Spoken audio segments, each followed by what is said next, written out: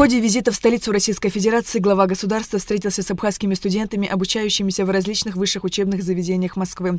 На встречу, прошедшую в конференц-зале «Президент отеля», собралось более 150 студентов из различных вузов. Открывая встречу, Аслан Бжани отметил, что студенты представляют в столице России Республику Абхазия, и от результатов их учебы и достижений будет складываться мнение об Абхазии. Сегодня в Москве вы представляете независимое суверенное государство Республику Абхазия. Вы представляете абхазский народ. Именно потому, как вы будете учиться, как будете вести себя и чего добьетесь в своем повседневном труде, во многом будут судить и о нашей родине Абхазии. Обучаясь в лучших московских вузах, вы получите глубокие знания, которые помогут развивать Абхазию, когда вы вернетесь домой, сказал президент.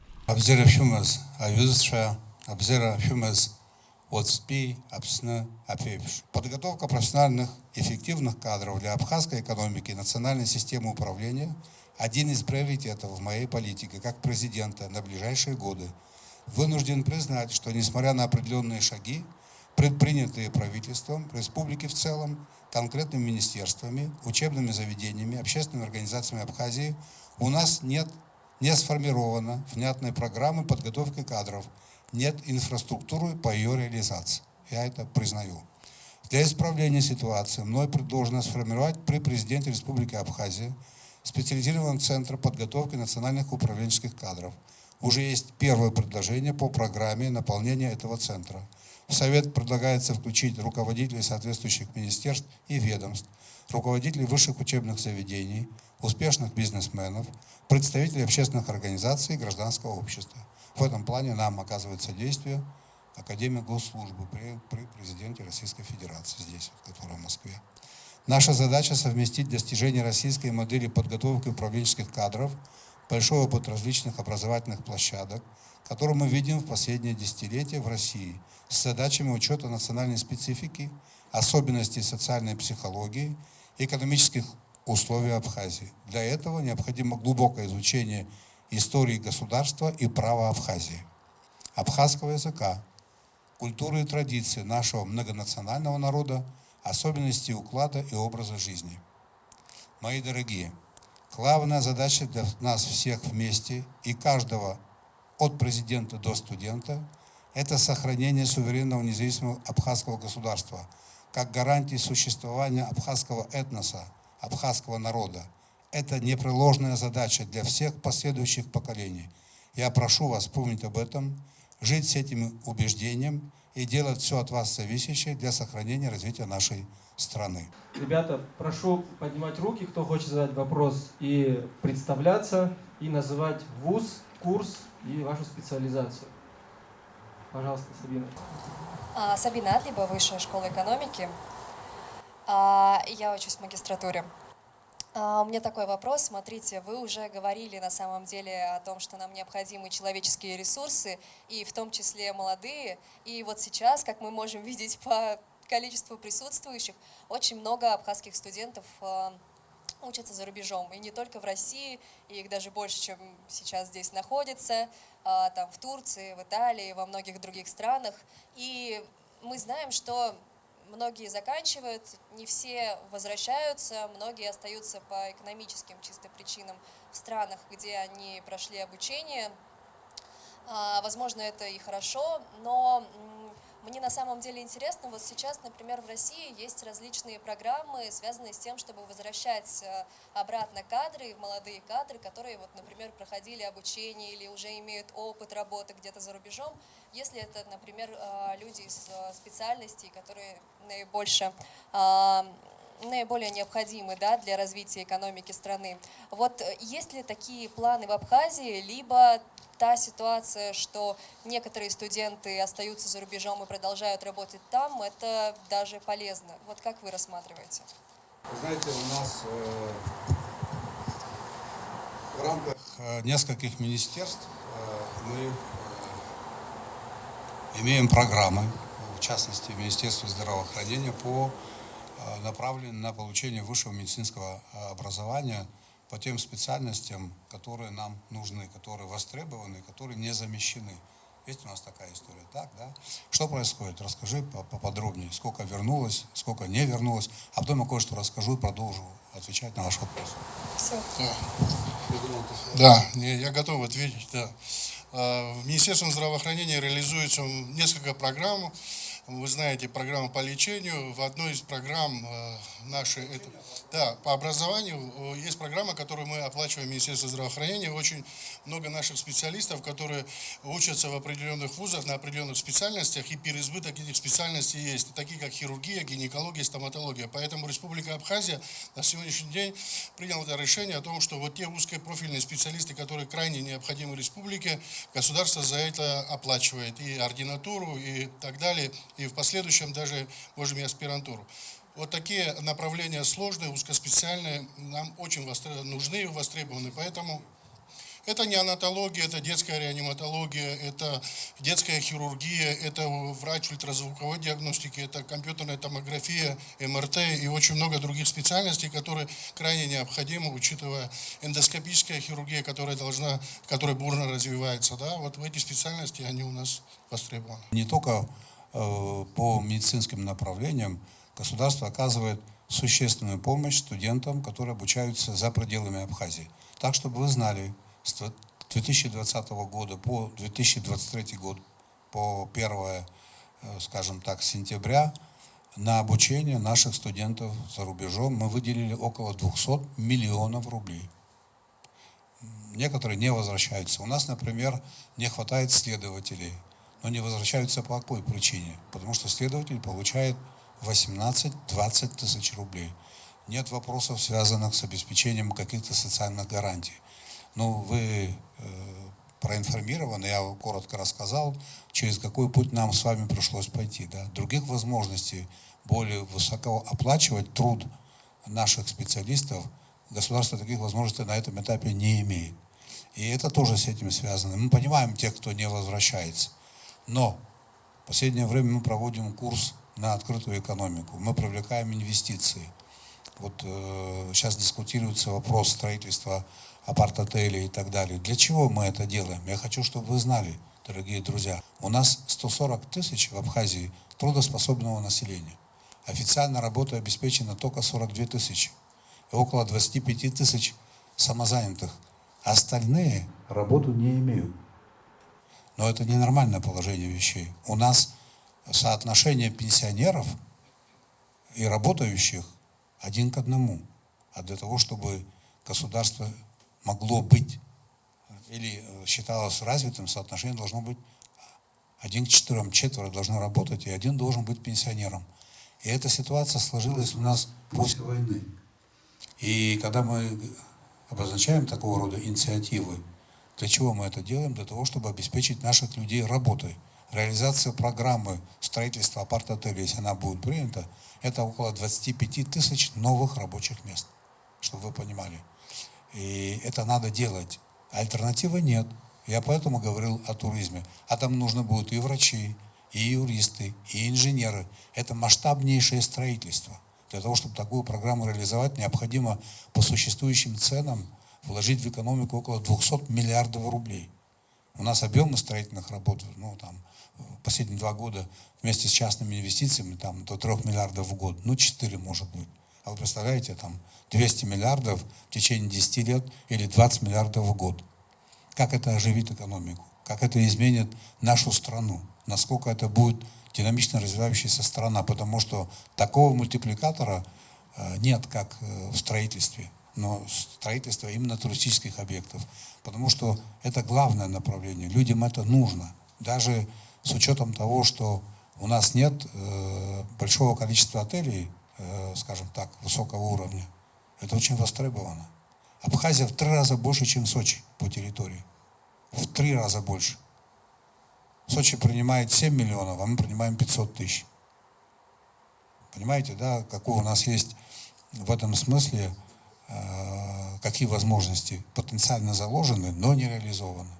Вот именно возвращение молодых людей, кто получает образование, связано с уровнем заработной платы, с возможностью их трудоустройства. У нас наш университет абхазский заканчивает 500 человек в год. Они должны быть где-то устроены. А цифра официально работающих 41 тысяча колеблется уже 15 лет. Вот в этом году мы там 1000 добавили за счет инвесторов, которые создали новые рабочие места. Вот так вот обстоят дела у нас. Я смог ответить на ваш вопрос? Частично хотя бы. Да, спасибо. У меня на самом деле еще один вопрос, если позволите, последний. Но вы просто уже затронули, рассказали о том, какой у нас есть потенциал в туристической области, туристической отрасли. Вы также здесь упоминали сельское хозяйство, которое у нас уходит на экспорт. Вот в каких отраслях экономики вы еще видите большой потенциал для Абхазии? Не раскрытый. Это туризм, все виды туризма.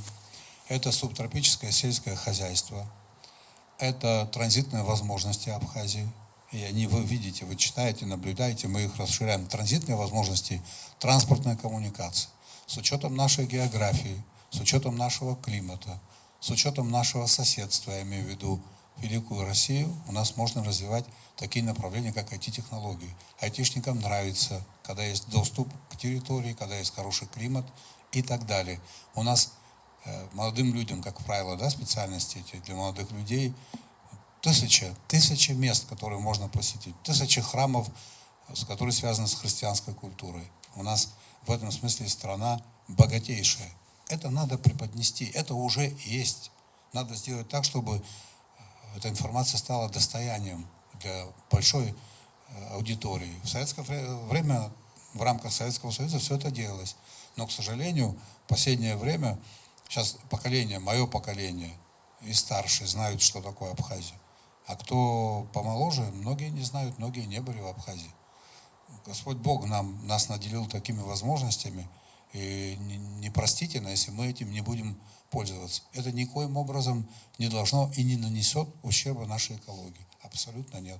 Это как бы не тяжелое машиностроение, там, не руду копать и так далее. От этого можно уйти и в гармонии с природой, соблюдая экологические требования, развивать свою экономику. Каждый абхаз, каждый гражданин Абхазии, постоянно проживающий в Абхазии, может и будет состоятельным человеком. Каждый, кто хочет работать. Спасибо большое. Добрый день, меня зовут Ван Балаура, я студентка 3-го курса факультета международных экономических отношений в МГИМО. Аслан Георгиевич, мы видим, что в последние месяцы происходит активное взаимодействие с Республикой Беларусь, и вы навестили Республику Беларусь, а также Александр Григорьевич посетил Абхазию. Наши товары уже продаются в Республике Беларусь, и абхазские студенты поступают в Беларусь во многие престижные университеты без каких-либо ограничений. И можно сделать вывод, что де-факто Республика Беларусь нас не признает, но признает, де-юра Республика Беларусь нас не признает, но признает де-факто. Но, допустим, Казахстан высказал свое мнение о том, что не считает нас и Южную Осетию государствами. В связи с этим у меня вопрос, есть ли какие-то успехи во взаимодействии с другими странами на постсоветском пространстве? Для того, чтобы нас признали другие государства, в этом содействие оказывает нам и Российская Федерация, это прописано в наших межгосударственных договорах, мы свою внешнюю политику координируем вместе с ними. И вот на самом деле с прошлого года идет активная работа на белорусском направлении. Вот для того, чтобы мы были признаны, мы должны быть интересны, прежде всего с точки зрения экономики. И эти шаги уже предпринимаются. Мы создали условия, при которых в будущем году начнется реализация крупного проекта, который будут реализовывать в Абхазии белорусы. И ряд других шагов. И только тогда эта история возможна, потому что все-таки экономика определяет политику. Какое-то время можно допустить мысль о том, что и так бывает на практике, что политика определяет экономику. Но это можно какое-то время жить по таким правилам. В конечном итоге экономика определяет политику. К этому мы придем. Это не потому, что я марксист убежденный, не потому, что об этом говорил Маркс. Так обстоят дела. И вот мотивация даже каждого человека и так далее. Если все это посмотреть, то к такому выводу можно прийти. Поэтому мы с белорусами будем работать. Это первое. Второе. В конце этого месяца представительная делегация из Абхазии посетит Республику Беларусь. И не только для того, чтобы ознакомиться с красотами Беларуси, а для того, чтобы продвинуть наши взаимоотношения на тот уровень, чтобы признание независимости Абхазии и Белоруссии ускорить этот процесс. Над этим надо работать. Это требует больших усилий. И хотел бы вам и всем студентам-международникам, может, вы это знаете, а может, и не знаете, вы ознакомлены с договором между Республикой Абхазия и Российской Федерацией о союзничестве и стратегическом партнерстве от 24 ноября 2014 года. Меня зовут Александра Данелия, я закончила бакалавриат МГУ, сейчас работаю в «Известиях». Вы нам недавно давали интервью, поэтому у меня вопросов к вам мало, осталось только что-то личное. Расскажите, пожалуйста, какие качества вашего характера больше всего вам помогают в работе и какие мешают? Руководителям нельзя поддаваться эмоциям, потому что любое эмоциональное решение, как правило, оно не приносит правильных результатов. Нужно сохранять хладнокровие. Ну, пока вроде бы с этим все нормально. Вот. Иногда бываю эмоциональным, но хладнокровие пока все-таки доминирует. Вот я ответил на ваш вопрос? Да, спасибо большое. Пожалуйста, пожалуйста. Но это в делах. Господин президент, во-первых, хотелось бы проявить благодарность за то, что вы собрали нас, студентов, за то, что вы хотите прислушаться к нашим голосам, хотите послушать наши вопросы. За это я еще раз выражаю благодарность. Итак, хотелось бы задать вопрос, который беспокоит... Представься, пожалуйста. Прошу прощения, меня зовут Ален Айба, я студент дипломатической академии МИД-РФ. Я на 2-м курсе, и моя специальность — это международные отношения. Вот.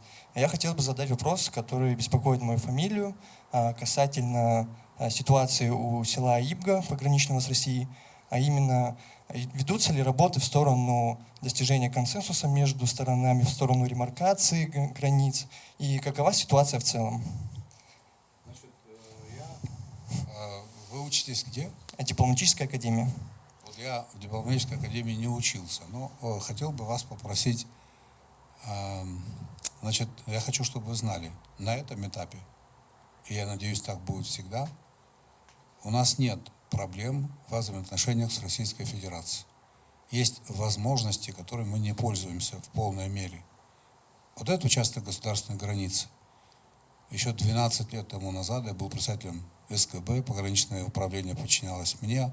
Тогда еще была введена в оборот терминология такая: несогласованный участок государственной границы. Работают профессионалы, работает комиссия по делимитации, демаркации государственной границы. Кстати, в этом месяце российская часть комиссии приедет к нам, и эта работа будет продолжена. Поэтому переживать не нужно. И к тому, что не весь участок государственной границы еще делимитирован и демаркирован, к этому надо относиться с пониманием. И этот процесс торопить тоже не нужно. В этом нет никакой необходимости. Бзирашвимаз, Ейкушазаге, Сарайсихцов Никитачков, Азарас Сойтом Гимо, и Тесауи Жугарбжара Перейса Казачиква. Сара Сесцара, Абсфол Жугарцигизас Хао, Зару Хаскуяна Гуид, Уизаску Хара, Хаджа, Хара Хуча Азарбшва, Зигирам Хабас Шоу. دارا زيخن توب حرا أخا بويد إذا هوا جار خدو بس شزرا شرط خم ويا تشخاصني شرشتو أتم بس شكوا وبريقنت سرا سزارا شرشاخ خوب بس خان جارجي با أخدار أخنت شو خوشتي حرح بس شا أيكور خرزة ويا جيرزي قزخو ناسكي شابخ وبريخر خارتا وشكتكوا شحزرو شرستخن يتبو بدارزة حرة خوما يتجي يتسني قصرو بابسنا أبسو بزشا أبسو زجير حرو بردرو زروب يبزين وسي ألاز جبسني كن خوجر تملات خوجي أبسو بزشا رزارس ورا مكانو بتشكونه بسرعة خوجك واحد سيحبوب بسرعة سبت يرحو السخانو يقنا تقلز عشا بسنا أتراور تتفق أتزمز دخل بزشارتون يخا يربن زعلاقي أشكول كورتشو أبسو بزشا درزوب يحمو بأبسو تلخوبشا يحمو بأبسوشلا أجازتبا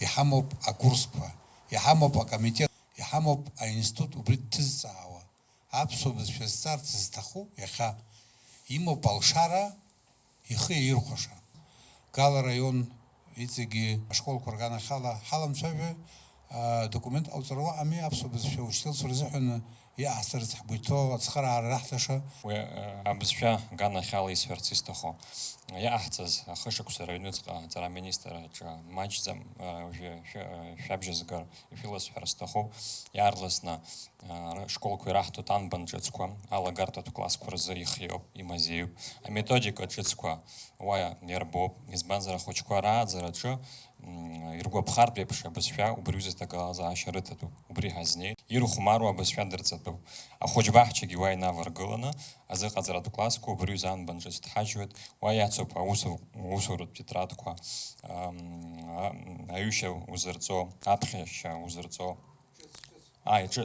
Джетсялах галас. Ваяц сахота мультфильм. Ярлас накпи класса занбан тхажует. Уиги юви башуксанира ханы уже хайхаму хацут убриайта джетсраха кугит. Ахопшит асахи тахует шада бхалана урюза ярлас нефирки випап. Уядаги асоциал пхакварджо. Шара бозараку хапхара рубрика кухамо по ей вебшема тара министра итнажва видим там такое. Убриги апхи псифила ябшах год. Информация апхи тхажу апхи псифила нас урусфила тхажу из банзах бсфя зихинджира хар харамазароб. А интернету ха хыбра курюницка узбарта курюницка зихинджира хар хара юр нас опачарана. Итиги я цахцарцех тахо уже бсфяр чираджо уже методика ческу аллас галит алла салат шавит насги я хап уже бсфят политика алла шавит ваги рачо пасцарако гудилрако и псахто уже адзыргараджо а ураз бсфяй хаха хархот избан закон хамоп Адзыргараб закон. Убригаться находим, убригаться клапшаха с Гуяна год. Милана Бшани, аспирантка первого курса Российского государственного гуманитарного университета. Аслан Георгиевич, меня в первую очередь, как молодого ученого, волнует вопрос нашей абхазской науки. То, как вы видите развитие абхазской науки, роль молодежи в этом направлении. И позвольте выступить с таким предложением о создании единого координационного совета молодых ученых при президенте Республики Абхазия, который может базироваться как и при посольстве Республики Абхазия в Российской Федерации, может быть и в администрации президента нашей страны, так как такая практика уже себя зарекомендовала в Российской Федерации, проводятся ежегодные встречи президента Владимира Владимировича на федеральной территории Сириус. Мне посчастливилось в прошлом году принимать участие на Конгрессе молодых ученых. Хотелось бы, конечно же, услышать ваше мнение. Мне идея нравится, но любая идея, для того, чтобы ее реализовать, необходимо найти источники финансирования. Ну, это так вот, как это звучит очень приземленно, но это факт. Но над тем, что вы сказали, мы подумаем. Какие-то институты работают успешно, какие-то институты, на мой взгляд, у меня есть вопросы к этим институтам, хотя и не являюсь ученым. Вот я недавно был в одном медицинском центре, и там было высококлассное медицинское оборудование. 40% это было оборудование из Германии, Японии, Кореи, 60% это уже в качестве импортозамещения российское оборудование. И все это было связано напрямую с деятельностью российских ученых. Ну, у нас была единая школа, советская школа. Нам, конечно, есть куда расти. Мы обязательно будем помогать нашей науке, но проводить так параллели в том смысле, что сравнивать возможности России и абхазской науки не совсем корректно, я так думаю. Поэтому, да, нашу науку мы будем развивать. Да, отдельные направления, вот такие направления, например, у нас был институт чая и субтропических культур. Такого института не было нигде. У нас была неплохая школа по подготовке специалистов, аграриев в области субтропических культур. Это же единственный институт в Советском Союзе был, да? В этом плане мы можем быть конкурентными, и эту историю можно было бы продолжить. Нам необходимо каким-то образом подумать, реанимировать деятельность Сухумского физико-технического института. В этом институте работали, этот институт был создан немцами, учеными немцами, не по их воле, а по принуждению. После Великой Отечественной войны 400 специалистов-атомщиков было перевезено из Германии в Сухум. В черте города был санаторий Синоп, их поселили там. и потом построили вот этот город Агудзера, вот тот центр. Поэтому мы, кстати, с вами, Абхазия имеет непосредственное отношение к созданию атомной промышленности Советского Союза. В этом институте работало 2 лауреата Нобелевских премий, Густав Герц и Манфред фон Арденне. И около 100 профессоров. Потом к ним, с ними работали уже и абхазские ученые, но не такие титулованные, не такие известные. Поэтому школа у нас есть. Этой школой надо воспользоваться. И с учетом того, что наука должна иметь и прикладное значение, в известной степени наука, не в известной степени, должна обслуживать экономику. Мы говорим о естественных науках, мы не говорим о поэзии, это не об этом. Здравствуйте, Аслан Георгиевич. Агума Баграт, 4-й курс бакалавриата по направлению юриспруденция, университет МГИМО. В нашей республике существует проблема разделения полномочий между ветвями власти, явного перевеса этих полномочий в сторону исполнительной власти. Ограниченные возможности влияния на исполнительную власть привели за последнее время несколько раз к тому, что власть переходила наиболее болезненным образом для всей республики. И будут ли предприняты какие-либо инициативы вашей команды в избежание таких ситуаций в дальнейшем и изменения, перераспределения этих полномочий между ветвями власти и для упрощенной и улучшенной работы государственного аппарата в целом? Значит, то, что эффективность работы государственного аппарата надо повысить, я с вами согласен. А причины наших политических катаклизмов никак не связаны с тем, что существует некая диспропорция или некий перекос между ветвями власти. Это было связано с внутриполитической борьбой и не всегда с законными методами внутриполитической борьбы. Вот там, чтобы молодой человек, вы это знали. Вот когда вы в нашу действительность окунетесь в полной мере, вы это поймете. Что касается перераспределения полномочий, у нас работала Конституционная комиссия. Они сделали несколько предложений. Предложения Конституционной комиссии, в том числе в плане перераспределения полномочий между исполнительной властью, законодательной властью, эти предложения сформулированы были и направлены в парламент. Но, коль скоро речь идет о перераспределении полномочий между ветвями власти, теперь уже это стало компетенцией парламента. Они должны это дело изучить и принять соответствующее решение. Вы, наверное, знаете о том, что мы относительно недавно создали такой институт, как Конституционный суд, который тоже, который как бы главным образом должен обеспечивать соблюдение баланса между ветвями власти. Для этого он у нас и существует. В этом смысле у нас больших проблем нет. Больше разговоров на эту тему. Нет, пока еще не выработана высокая культура политической деятельности. Вот с этим это все связано. Все катаклизмы, которые происходили в последнее время, это в такой форме внутриполитическая борьба. Еще один вопрос, если да, можно. Пожалуйста. В последнее вопрос к Иналу Батовичу в том числе, наверное. В последнее время в Грузии наблюдается рост интереса к взаимодействию с черкесской диаспорой, взаимодействию с черкесами в целом. За последние несколько лет, если я не ошибаюсь, были открыты исследовательские центры черкесо-грузинских отношений. В 2012 году в Анаклии была была презентована статуя жертвам махаджирства. Также Грузия признала так называемый черкесский геноцид единственной страной в мире. И очень много делается для того, чтобы сблизиться как-то с черкесами. И, как мне кажется, мы отдаляемся от них, в то время как грузинская сторона как-то пытается сблизиться. И за последнее время не могли бы вы сказать, какие конкретные шаги сделаны в этом направлении для того, чтобы сблизиться с нашими братьями, не только с черкесами, но и вообще с представителями братских народов Северного Кавказа? И есть ли какие-то инициативы например, по приоритетному выдаче гражданства адыгам, абазинам и представителям народов Кавказа, которые в свое время помогали нам отстоять свою независимость? Вот скажите мне, а почему вам кажется, что мы отдаляемся друг от друга? По каким признакам это видно? Вот вам. Ну, в последнее время я не слышал, например, никаких значимых событий или новостей, или же открытия каких-либо исследовательских центров, которые были открыты, например, в Грузии. Нет, подождите. Что касается политики Грузии, это их история. Да, они хотят, в том числе, для решения своих собственных проблем, связанных с возвращением абхазов они ведут эту работу, пытаются наладить отношения с черкесским миром, это их право, да?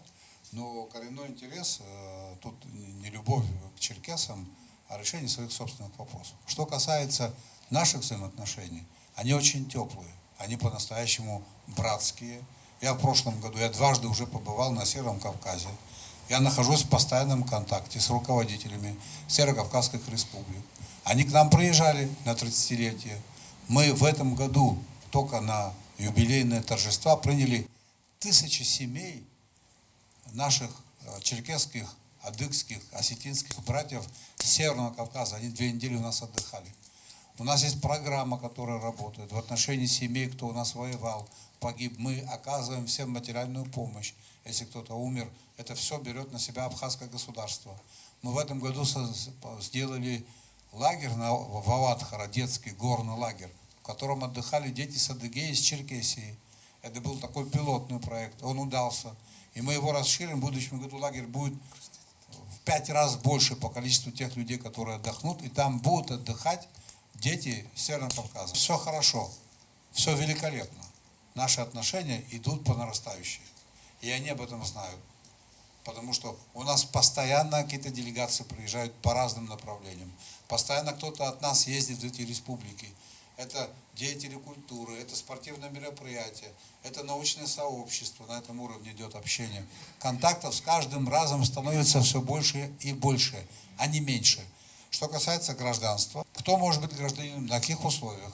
Этот закон принят, он работает, там как бы никто изменений не вносил, есть определенная процедура в отношении тех, кто оказывал нам поддержку, там все очень просто, все прописано, упрощенное, и она работает, эта схема. Ардзинба Анна, студентка 3-го курса Московского автомобильно-дорожного технического университета МАДИ, факультет дорожно-строительный. Вот. Значит, специальность у меня строительство уникальных зданий и сооружений. Мой вопрос следующим образом будет звучать так. Меня как строителя очень беспокоит внешний облик Абхазии. Поэтому я хотела бы задать вам такой вопрос. Планируется ли, значит, нашим государством реконструкция, либо же строительство каких-либо масштабных государственных объектов? Вот, как я ранее сказала, реконструкция таких, как Совмин, либо же других объектов после повреждения войной. Значит, если к этому перечню можно причислить такие здания, как городской вокзал города Сухум, Гудаутский вокзал. Вы когда были последний раз в Абхазии? Месяц назад. Месяц назад. Вы откуда? Из Сухум. А вот когда проезжали по трассе Гудаутский вокзал, вы не обратили внимания? Там идут восстановительные работы. Должны были завершить к 1 октября, не успели, но в течение октября Гудаутский вокзал будет восстановлен. Такие же работы идут в отношении нашего главного железнодорожного вокзала. Восстанавливается железнодорожная станция Псырцха. Уважаемый Аслан Георгиевич, я думаю, что для присутствующих не будет секретом, что мы сегодня являемся свидетелями этой чудовищной лжи средневекового уровня. И часто очень хочется повернуть пальцем у виска в сторону так называемого коллективного Запада, о том, что в основном они подводят, так сказать, пытаются менять итоги Второй мировой войны. Вот. И особенно коробит то, что подменяется роль советского солдата. И я думаю, что для нас это не секрет, что мы знаем эту историческую правду о том, что именно советский солдат избавил мир от фашизма своими героическими подвигами. Слава Богу, что и сегодня, значит, есть много добровольцев, которые становятся, значит, членами специальной военной операции и с оружием в руках борются с этой бандеровской нечистью. В условиях, так сказать, нашей Отечественной войны, я думаю, что героический пример наших отцов, дедов может служить хорошим, ярким примером и основой для патриотического воспитания молодежи нашей в Абхазии. И мне хочется отметить, что нам, конечно же, тоже нужно все сделать, чтобы эта неразрывная связь между молодежью и нынешним поколением присутствовала. То есть, чтобы они знали и гордились тем, что сделали их деды своим героическим подвигом в современной, не в современной, а в героическим подвигом в многонациональной и дружной стране Абхазии. В этой связи, так сказать, у меня вопрос. Что делается на сегодняшний день руководством республики для выстраивания межнациональных отношений и какая проводится политика, проводится ли, какая будет проводиться политика в вопросе между молодежью и государством? Межнациональная политика в рамках Абхазии? В рамках Абхазии, да, в рамках Абхазии. Ну, спасибо. Вы знаете, как мы формируем, как это мне представляется, в рамках нашего государства или должны сформировать такое сообщество, как народ Абхазии. Мне сложно на эту тему говорить, но если говорить о такой политике межнациональной или о национальной политике, если говорить о национальных меньшинствах, проживающих в Абхазии, если так можно такие термины употребить, из 140 общеобразовательных школ у нас 24 школы армянские, государственные школы, которые поддерживаются из бюджета Республики Абхазия. У нас около 50 школ русских. Вот вам и главный подход абхазского государства в плане выстраивания межнациональных отношений. Здравствуйте, меня зовут Айба Владислав, я председатель Абхазского сообщества студентов из финансового университета. Вот, как Даур Эдуардович сказал, у нас насчитывалось в прошлом году 140 человек, на данный момент у нас насчитывается уже 200 человек. Это самое большое землячество из всех московских вузов. Ребята очень целеустремленные, работают над тем, чтобы вернуться домой и помогать нашему государству. Я учусь сейчас на первом курсе магистратуры по направлению спортивного менеджмента и работаю в футбольной национальной лиге здесь, в Москве. И меня очень интересует вопрос спорта в нашей стране. Его вроде сегодня еще никто не задавал.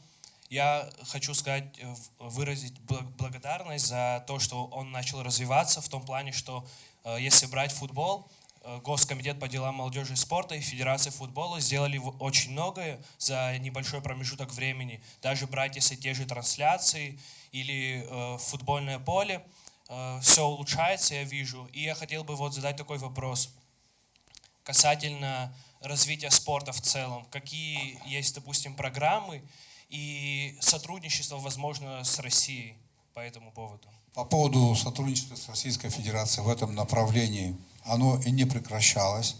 У меня хорошие личные отношения с министром спорта, с Матыцыным. Он к нам приезжал в прошлом, позапрошлом году. А сейчас, буквально несколько дней тому назад, я написал письмо, которое было подготовлено Государственным комитетом по спорту, в частности Тарачем Хагба, на имя вице-премьера Чернышенко. И мы просим, перед этим я с ним говорил по телефону, дать возможность нашему футбольному клубу играть в российской лиге с правом проведения ответных матчей у нас в Абхазии. И все в этом ключе идет неплохо. Неплохо себя проявили наши спортсмены в боксе в последнее время. Вы на это, наверное, обратили внимание.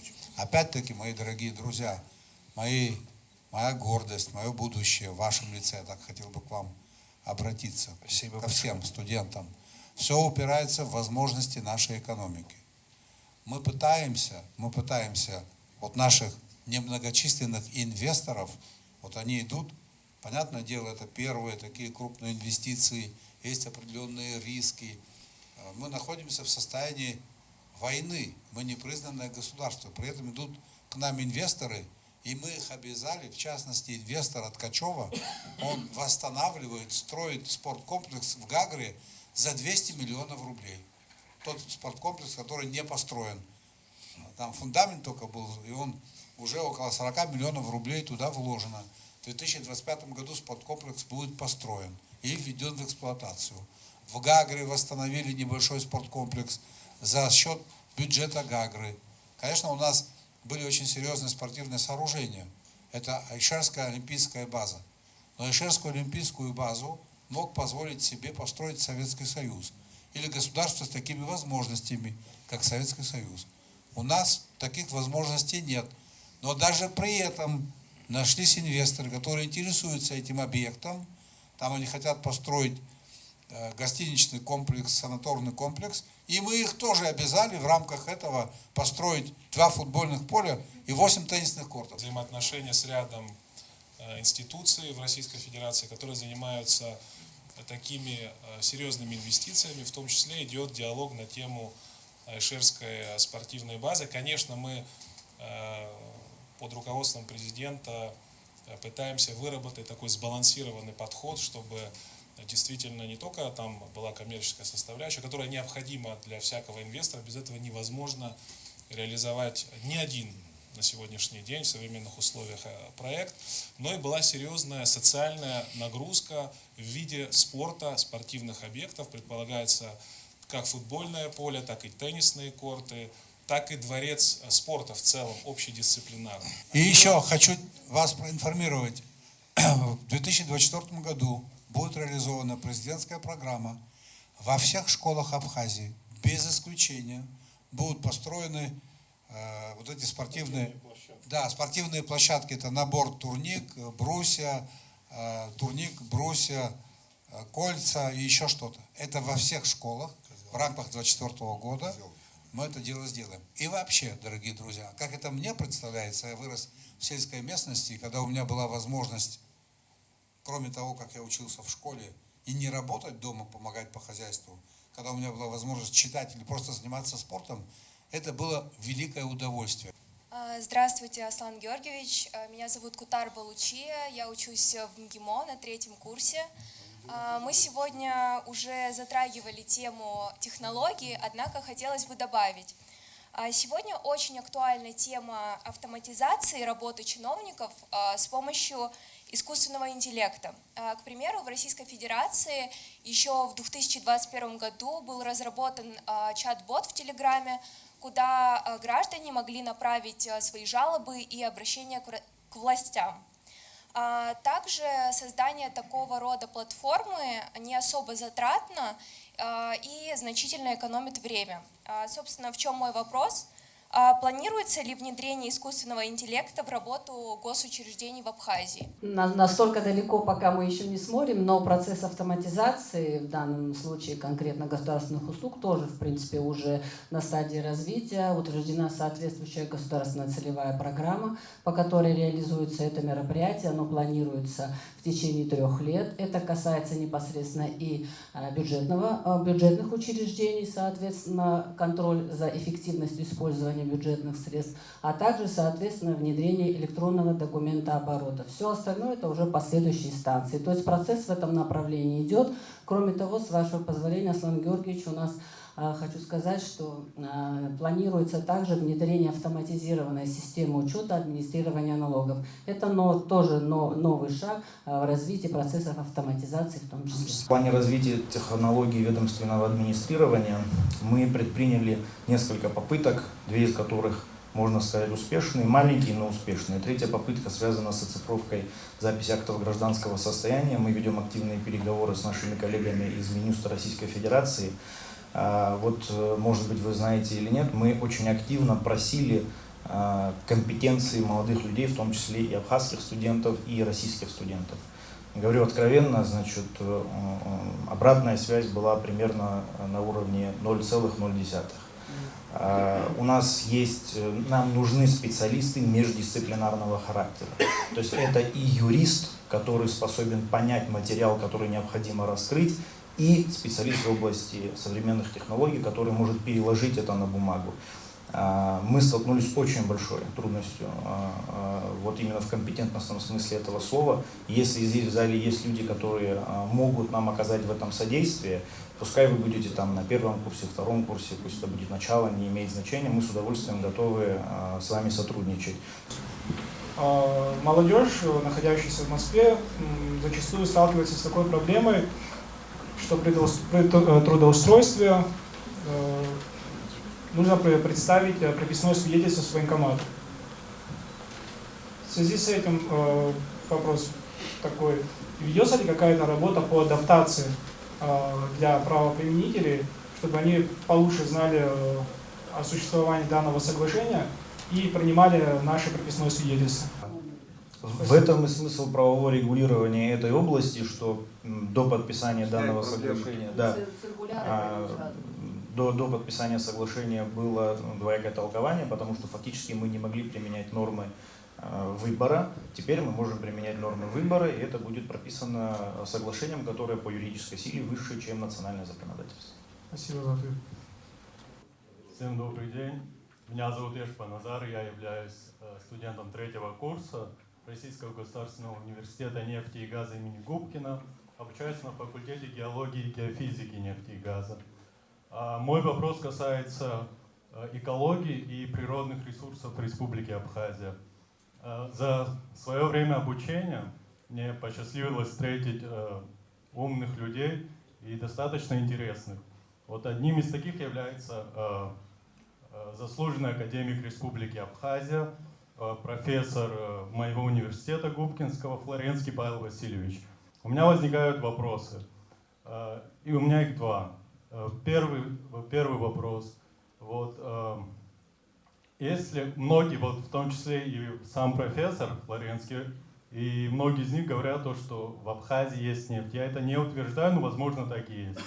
Как вы считаете, если она все-таки там есть, понятное дело, это вопрос с перспективой на 5-10 лет, но тем не менее, если этим начать заниматься, разрабатывать нефтяные или, возможно, газовые месторождения, и при этом учитывать то, что будет антропогенное воздействие на окружающую среду, и также учитывать интересы нашего народа. Абхазия страна маленькая, страна красивая, а нефть, насколько я понимаю, на Красном шельфе находится. То есть это загрязнение уже моря и, возможно, даже каких-то почв и грунтов. И поэтому, скорее всего, как вы считаете, стоит ли вообще заниматься этим вопросом? Потому что мы все понимаем то, что для нашей страны несет полезность именно экономики и туризм, но почему-то никто не говорит о природных ресурсах страны. Это первый вопрос. Второй вопрос. Ваше правительство какие может предоставить возможности для трудоустройства выпускникам нефтегазовой отрасли? Насколько я проинформирован, нефть практически есть везде, по всему земному шару, как это я понимаю, только не везде ее выгодно добывать. Проявления у нас тоже есть, нефтяные и газовые проявления, несколько скважин, которые на сегодняшний день законсервированы. Поэтому идет работа. Мы выдали в свое время лицензию компании «Роснефть», и компания «Роснефть» занимается разведывательной деятельностью на шельфе. Никаких подтвержденных пока материалов мы не имеем, пока ничего не получили. Но что касается добычи, далеко до этого еще говорить на эту тему, но есть успешные примеры сочетания, те же Арабские Эмираты, объединенные, там и туризм, и нефть, потому что я думаю, что соблюдаются жесточайшим образом правила и используются современные технологии. Поэтому мы до этого еще не дошли. Точно ответить на вопрос, будут добывать нефть в Абхазии, какие там объемы, стоит ли выделка овчины, на эти вопросы мы получим ответ чуть позже. Но, конечно же, если вдруг случится так, что эта отрасль у нас будет развиваться, если мы для себя убедимся в том, что в этом есть и необходимость, и целесообразность, это, безусловно, будет приносить пользу всем гражданам республики, потому что недра принадлежат всем, они принадлежат государству и народу, если до этого мы дойдем. И, конечно же, если вдруг мы дойдем до развития этой отрасли, люди с вашей специальностью будут у нас востребованы. Благодаря поручениям Аслана Георгиевича сейчас у нас уже фактически на стадии реализации вопрос реконструкции аэропорта в городе Сухум и восстановления авиасообщения. Но мы, несмотря на то, что нам соответствующее профильное Министерство Российской Федерации помогает с квотами, к сожалению, мы уже второй год подряд, коллега министр образования скажет, каких трудов нам стоит освоить хотя бы часть этой квоты. К сожалению, запросов нет. И это это то направление, которое сейчас очень востребовано. И, соответственно, специалисты в области строительной отрасли. Здесь действительно есть возможность получить работу на серьезных коммерческих условиях. Барцыц Салим Рустамович, 4-й курс, Дипломатическая академия Министерства иностранных дел России. По итогам вашей встречи с президентом Российской Федерации были достигнуты договоренности о передислокации части Черноморского флота в бухту Очимчирского района. Хотелось бы услышать ваши комментарии по поводу данного решения, с чем оно связано, какие гарантии предоставляет союзное нам государство, а также какие меры будут предприниматься данным подразделением в случае угрозы. Спасибо. Нет необходимости рассказывать о том, что происходит сегодня в сопредельных государствах на Украине. То, что уровень безопасности требуется иной, это очевидно. Мир такой же хрупкий, как он был, и он не стал более безопасным. И, конечно же, мы не имеем права провоцировать потенциального противника своей слабостью. Даже мысли не должно прийти кому-то в голову нападать на Абхазию. Мы должны выиграть это сражение, не начиная его. До этого доводить ситуацию ни в коем случае нельзя. Поэтому размещение пункта материально-технического обеспечения ВМФ Российской Федерации в нашем порту, это соответствует нашим фундаментальным интересам и повышает уровень безопасности нашего государства и наших граждан, в том числе российского государства. И это направление работы нами будет продолжено. Есть вещи, которые можно говорить открыто, есть вещи, о которых мы не говорим. Я хочу, чтобы вы знали, союз с Российской Федерацией, Вооруженные силы Республики Абхазия – это гарантия мира и безопасности. Два вот этих фактора. Они не работают друг без друга. Я бы хотел, чтобы вы это себе отчетливо отметили. Это очень важно. И мы этим занимаемся. Я хочу, ребята, вам такие цифры привести. До того, как Российская Федерация не признала независимость Абхазии, до 2008 года, с 1993 года по 2008 год в Гальском районе Абхазии погибло более 400 военнослужащих. В отношении них были совершены теракты, вылазки партизан, убийства и так далее. После того, как мы вместе с Российской Федерацией обеспечили пограничную военную безопасность, там на сухопутной границе находится несколько российских пограничных заставов, мы забыли о том, что существовали такие проблемы. Но это история, которую нужно постоянно поддерживать.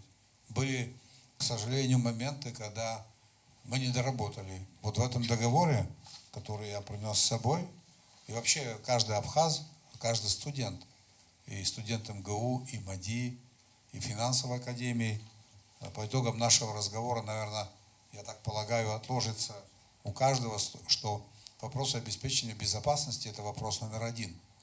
Вот этот договор каждому надо бы знать. В соответствии с этим договором мы должны были модернизировать наши вооруженные силы.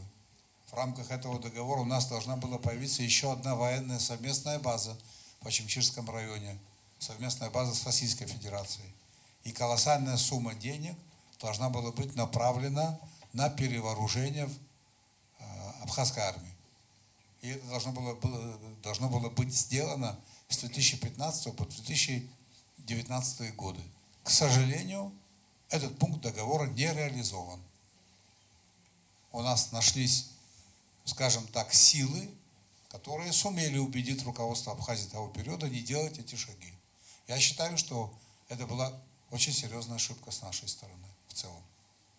Так нельзя было поступать, но так, к сожалению, случилось. Поэтому последние 3 года, с тех пор, как я стал президентом Республики Абхазия, я занимаюсь как верховный главнокомандующий. Для меня это вопрос, приоритет номер 1, это укрепление вооруженных сил и сил безопасности в целом. В этом есть крайняя необходимость. Мы должны всегда помнить, вот здесь большое количество студентов в МГИМО, дипломатов будущих. Мы 20-30 лет ведем переговоры на Женевской площадке, и единственный документ, который мы хотели бы за это время подписать, вроде бы он соответствует интересам всех сторон. Этот документ, он не применение силы, Очевидно вроде бы, да, что это работает на укрепление мер доверия и мира. И мы не смогли сделать так, чтобы этот документ с грузинской стороной был подписан. Если наши соседи восточные хотят мира, в чем нас убеждают и говорят на международных площадках, считают нас своими гражданами с их точки зрения, желают нам мира, то почему мы документ о неприменении силы не можем подписать? Потому что, к сожалению, реваншистские настроения никуда не делись. Я хотел бы вас проинформировать о бюджете вооруженных сил Грузии. Грузия же не богатое государство. При этом колоссальные средства с точки зрения возможностей грузинской экономики тратятся на вооруженные силы Грузии. И мы, опять-таки, я повторяюсь, мы не должны никого провоцировать своей слабостью.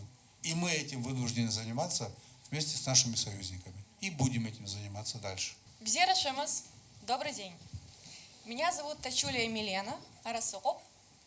Я студент 4-го курса ГИТИСа балетмейстерского факультета. Какого? Балетмейстер. Я хореограф-балетмейстер театрального вуза. Знаете, я бы не хотела сегодня задавать вам вопрос. Но я думаю, сегодня меня все поддержат. И от лица всех студентов, присутствующих здесь, и не только, учащихся в высших российских заведениях, я бы хотела выразить огромную благодарность за возможность получить достойное образование, за помощь, за поддержку вашу. А мы, в свою очередь, будем делать все необходимое для того, чтобы вы гордились нами и нашими успехами. Спасибо большое и табу. Самое главное в этой истории, самое главное, мы должны уметь, так складываются обстоятельства, мы должны уметь конкурировать. Вообще, я всегда говорил и убежден в том, что представители нашего народа очень от природы талантливые люди. Когда есть природные данные, когда есть талант, когда этот талант можно приумножить знаниями, значит, победа будет за нами во всех отраслях. И в экономике, и в науке, и в спорте, и в культуре. Я в этом смысле в вас верю. У вас есть великолепная возможность.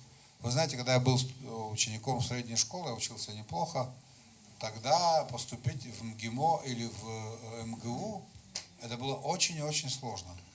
Уроженцы в Абхазии, которые обучались в этих высших учебных заведениях, в лучших учебных заведениях Советского Союза, их было единицы. Прямо единицы. А сейчас другая история. И это все благодаря старшему поколению, в том числе благодаря ветеранам, которые добыли эту победу, благодаря тем, кто погиб в этой войне, после чего появилась возможность иметь такие договоренности с российским государством. И Россия сегодня делится с вами, с нами всем лучшим, что она имеет, всем лучшим, что она наработала. И большое вам спасибо, что вы это цените. Надеюсь, дальше будете ценить. Здравствуйте, многоуважаемый Аслан Георгиевич. Я выпускник Московского государственного университета. На данный момент прохожу обучение в аспирантуре Санкт-Петербургского университета технологии управления экономики. Меня зовут Бигвава Леон. Я родом из Ачимчира и хотел бы задать вам вопрос. Как вы знаете, Ачимчира обладает большим инвестиционным потенциалом в отрасли развития курортного бизнеса. Планируются ли программы предоставления льгот для потенциальных инвесторов для привлечения инвестиций в развитие курортного потенциала города Ачимчира? Значит, у нас нет специальной программы развития Ачимчирского района. Вот мы работаем и развиваем в этом смысле всю Абхазию. Но вы, наверное, обратили внимание, что последние несколько лет в Ачимчирском районе стали появляться объекты, туристические объекты, в том числе объект, который стоял 40 лет в полуразрушенном состоянии, он введен в эксплуатацию. После запуска нашего аэропорта, а мы думаем, что это произойдет в 2025 году, Восточная Абхазия, конечно же, будет развиваться динамично, и отрасли, которые являются приоритетными, я их уже назвал, они остаются. В Ачимчирском районе в будущем году начнется реализация крупного проекта. Его будут реализовывать наши друзья из Белоруссии. И ряд других направлений, ряд других инвестпроектов крупных будут реализованы в Очимчирском районе? Значит, у нас несколько инструментов задействовано в рамках стимулирующих процессов инвестиционной активности не только в Очимчирском районе, а в целом в республике. Как вы знаете, президент подписал соответствующую государственную программу развития республики до 2025 года, и она предусматривает ряд финансовых ресурсов для инвестиционной активности. Один из основных – это программа льготного кредитования. Эта программа реализуется при участии российских финансовых институтов. Там предусматривается льготная ставка кредитования при выполнении определенных условий.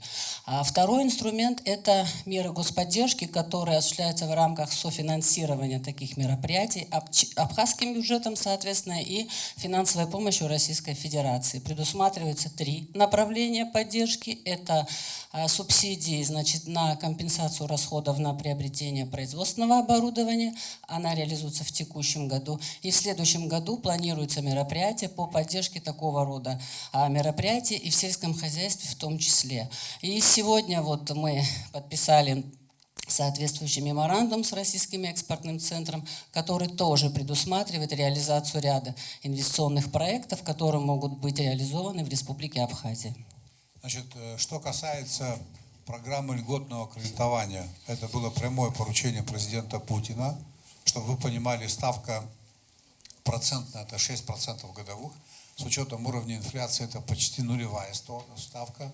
И, кстати, первый проект в рамках льготного кредитования реализуется, уже ведутся строительные работы в Очимчирском районе, это в селе Кутол. Строится современный, очень, как бы, да, такое слово, стилизованный объект, ресторан, винзавод, вся архитектура в абхазском, абхазская архитектурная школа, это будет место притяжения, и проект будет завершен в каком году? В 25-м, да? Или в 24-м? Кристина? В 25-м году. В 25-м году. Там 100 гектаров виноградников, винзавод и ресторан винный. Ну, понятное дело, что государство туда подведет хорошую автомобильную дорогу, и мы получим еще одно место притяжения. Это что касается льготного кредитования. И заявки поступают по всей Абхазии. Из всей Абхазии идет отбор. Мы не хотим создавать негативные прецеденты. Льготное кредитование работало несколько лет тому назад тоже, и там появились ряд проблем. И мы не хотим, чтобы эти проблемы вновь возникали. Мы не хотим подводить российские банки, поэтому отбор идет такой тщательный. Если говорить о Восточной Абхазии в целом, в этом году мы запустили электропоезд из Сочи в Гагру. В 2024 году электропоезд придет из Сочи, Ласточка, в Сухум. Поэтому мы занимаемся реставрацией Сухумского вокзала. А в 2025 году мы планируем, что электропоезд придет в вокзал города Очимчира. Для того, чтобы поток туристов у нас возрос, мы завершаем строительство автомобильной дороги, асфальтобетонное покрытие, город Кварчал и водопад. Значит, мы выделили деньги, но не смогли в этом году в силу объективных причин построить дорогу на Агубедийский храм. 3 километра бетонную дорогу надо делать. Там проблема в том, что бетон подвозить сложно. Асфальт не годится, потому что там ползуны. Но мы эту проблему тоже решим.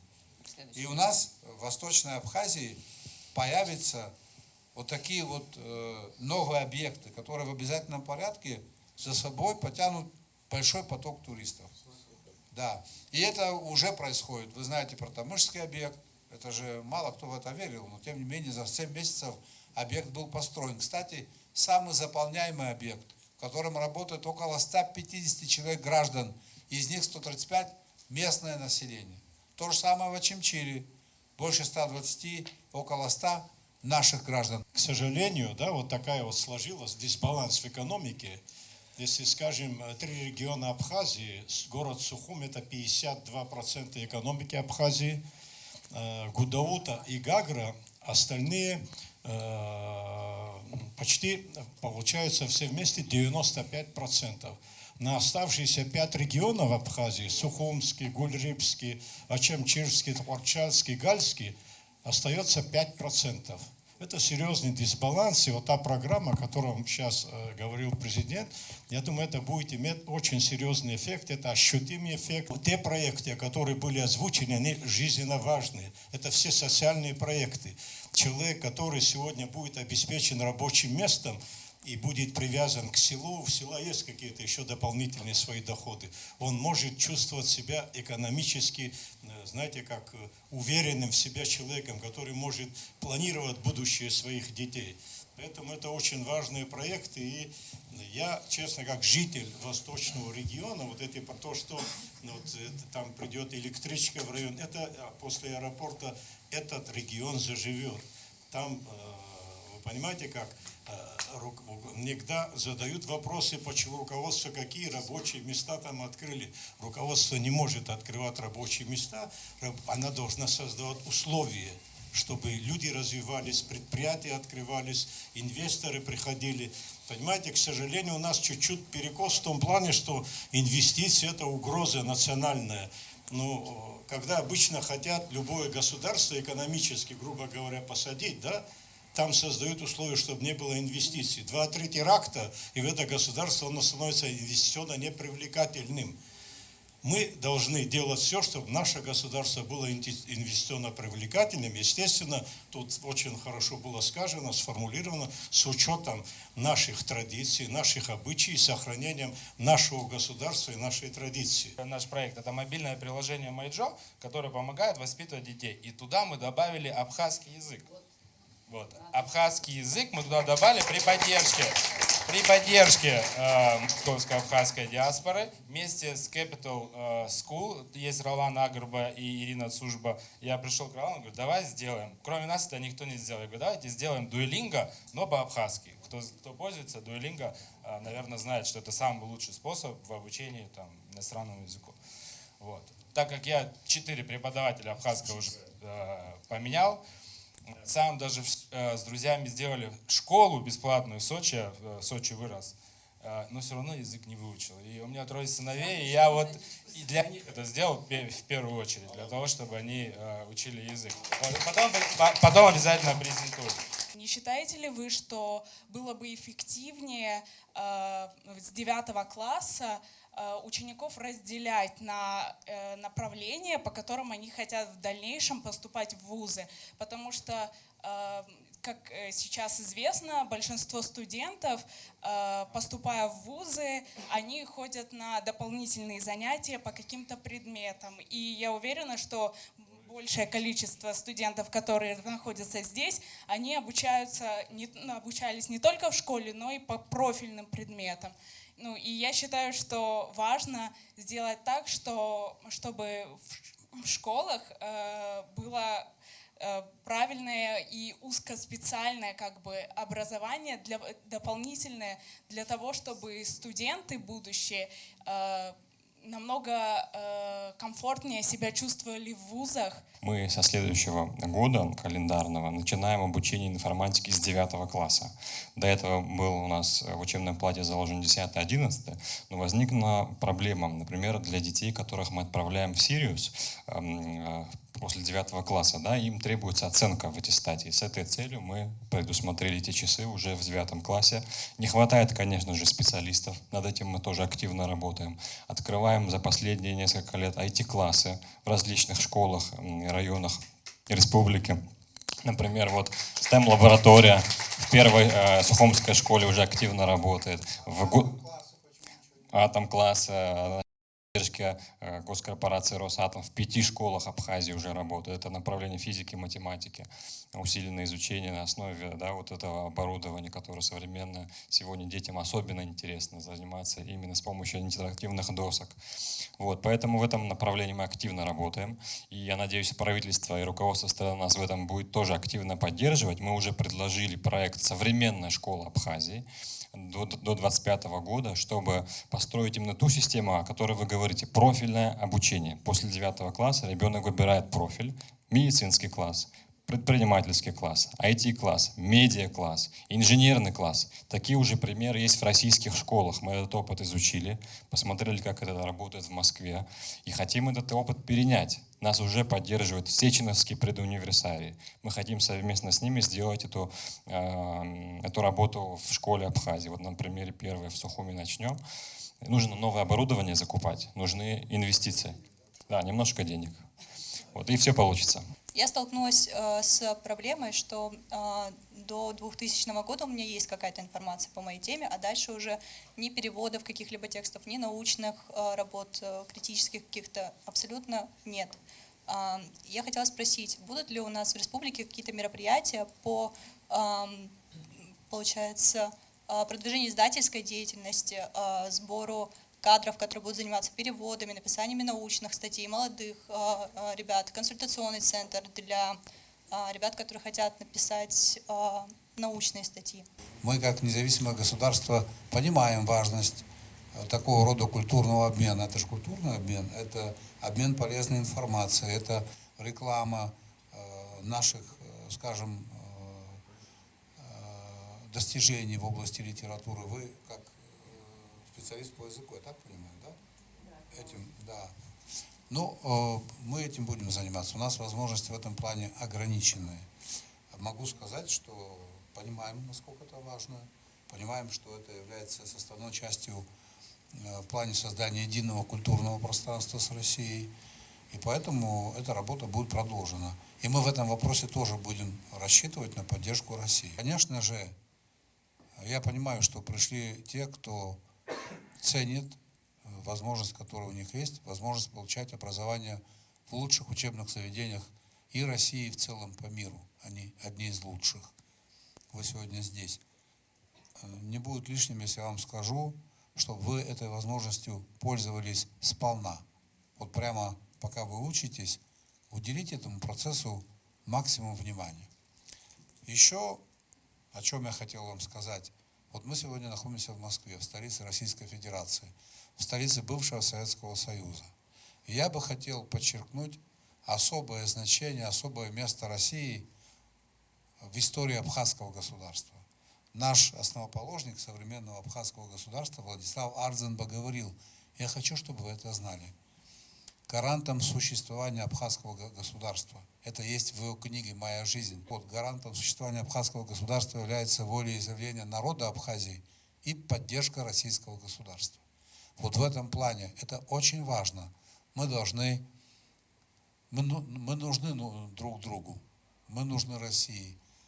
Россия, мы нуждаемся в России и наоборот. И вот эти отношения необходимо развивать и ценить.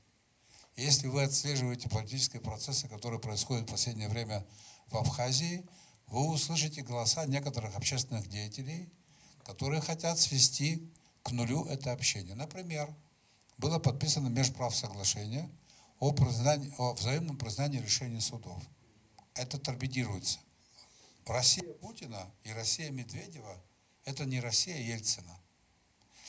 Конечно же, главный вклад в нашу победу, главная решающая сила была это воля абхазского народа. Но неизвестно, как легла бы карта, если не было бы поддержки Российской Федерации, если не было бы признания в 2008 году. В 2008 году мне доверительно об этом рассказывал генерал Шаманов. Вы, наверное, слышали, Герой России. Операция эта готовилась в Абхазии. Должны были начать войну в Абхазии. В силу того, что именно в Абхазии были предприняты меры превентивные, значит, решили развязать войну в Южной Осетии. И вот эти наши отношения, особенно вы, должны их пронести. Это во имя обеспечения интереса, прежде всего, граждан Абхазии и Абхазии. Вы знаете, как-то Лукашенко сказал в одном из интервью: Россия без Беларуси обойдется, а Беларуси без России нет. Я просто хочу, чтобы вы это знали. Поэтому это очень важно, никому не дать возможность испортить наши отношения. Благодаря Российской Федерации с 2008 года по настоящее время, на развитие автодорожной инфраструктуры Абхазии потрачено 7 миллиардов рублей. Это дорога Псов, Сухума, Чимчира, Ингур, Кагырская объездная дорога, тоннели, Дороги местного назначения, их огромное количество в селах. 12 миллиардов рублей потрачено российских денег безвозмездных на жилищно-коммунальное хозяйство. Это, если вы помните, 10 лет тому назад была программа «Кровля». По всей Абхазии люди работали, меняли кровли домов. Поддержка энергетической отрасли, освещение автодорог и многое-многое другое. Агропромышленный комплекс, в него вложено 960 миллионов рублей. 750 миллионов вложено в промышленность. 3 миллиарда – это реконструкция зданий и сооружений. В том числе таких важнейших для нас институтов, как наша национальная библиотека, Национальный архив, Абхазский государственный университет. Я их называю институтами, потому что они являются с точки зрения нашей истории институтами нашего государства, основополагающими. Это наши театры, абхазские, драматические, русские. Это наши музеи. Это все было сожжено, обеспечив ремонт, восстановление вот этих зданий, сооружений, так мы называем это здание, мы смогли вернуть не только для себя, а для всего мира свою идентичность. Там хранилась наша история, там куется наша культура, там узнают в этих заведениях, через этих заведений узнают об Абхазии. Это все было разрушено войной, и все это было восстановлено с помощью Российской Федерации. И много-многое другое. Здравоохранение, наша республиканская больница, наша инфекционная больница в Сухуме, Кудавудская больница, Ткачевская больница, обеспечение лекарственными препаратами, целая программа у нас работает. Граждане Абхазии имеют возможность лечиться в России по медицинским страховкам. На это дело заложено в бюджете Российской Федерации более 3 миллиардов рублей. Но кто это сделает, кроме родных и близких, кроме братьев? Мы 30 лет мучаемся, мы 30 лет выживаем. Единственный союзник, и нас никто не признал. Если они нас хотят знать, видеть, почему нас не признают? Что мы еще должны сделать для того, чтобы нас признавали такими, как и все остальные? Чем мы кому-то уступаем? Мы что, не из того материала сделаны, как наши соседи? Поэтому тут нельзя ошибиться, нельзя каким-то образом подпасть под влияние вот той пропаганды, которая имеет место быть.